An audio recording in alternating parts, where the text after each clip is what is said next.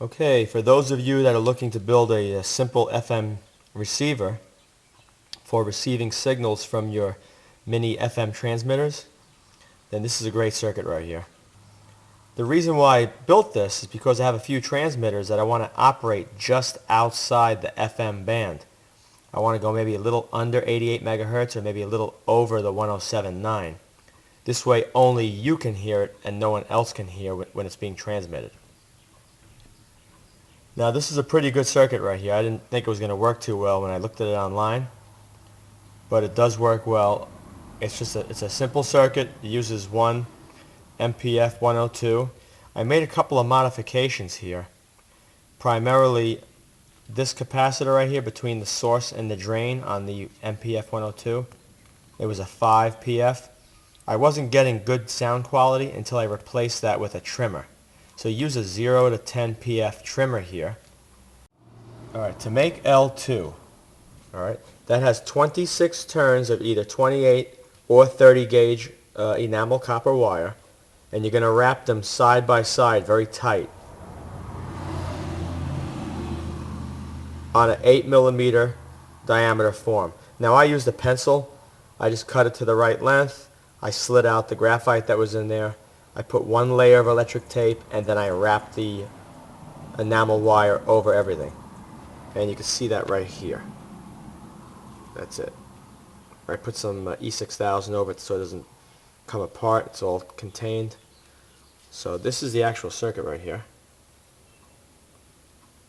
Alright, this is the jack for the audio. L1 now is 7 turns of 22 gauge, air spaced, as you can see right there. Alright. And that's wrapped around a 5/16 inch bolt. You just let it wrap around the threads, and then when you're finished wrapping it around the threads, just unscrew the bolt out of the coil you just wound, and then you're ready to go. Now you'll notice over here, this antenna is attached to the third turn of the coil. And this is the third turn coming from the 0.001 UF capacitor over here. Alright, so that's, you want to make sure that make sure the tap is on this end, not on that end. Now pretty much everything in the circuit stayed the same. I had a tuning capacitor laying around. Just go find a cheap radio that has a dial control on it. Maybe go to a dollar store, Dollar Tree, or 99-cent only stores, and look for a cheap radio and you can get it out of that. This was $1. And you want to make sure the middle wire that comes out, there's 1, 2, 3 on this end and there's 3 on that side. The center is the ground, and you're going to use either this side or that side. So you're going to use these 2 wires, or you're going to use these 2 on this side. So make sure the middle is the ground. When you do the schematic here, see the plus is up, make sure the ground is down.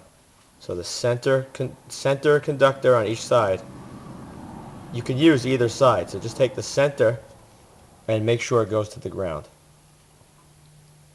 The antenna wire is just about 6-inch 22 gauge wire, and that's soldered to the tap on the coil.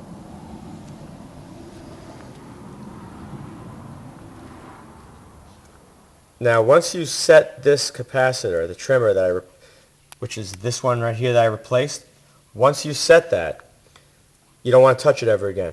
So I put tape over it and I just sealed the hole up so I don't touch it. This one here is the 1K, and that adjusts the gain also. Once you set that where you like it, don't touch it. So I sealed that one off.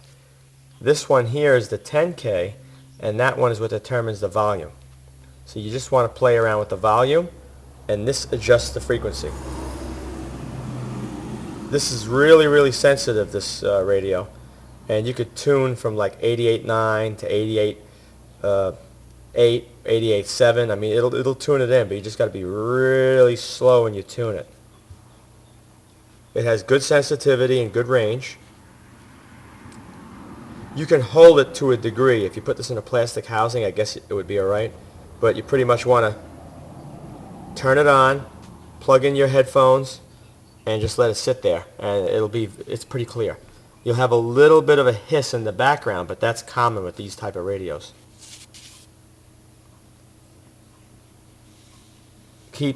Alright. You also want to make sure you keep all your leads as short as possible. And the only thing I did different on this one, besides the trimmer over there, was I added, here's the audio coming out. This goes to, the audio out goes to left and right on the earphones, and then to the ground. This way I get sound in both ears.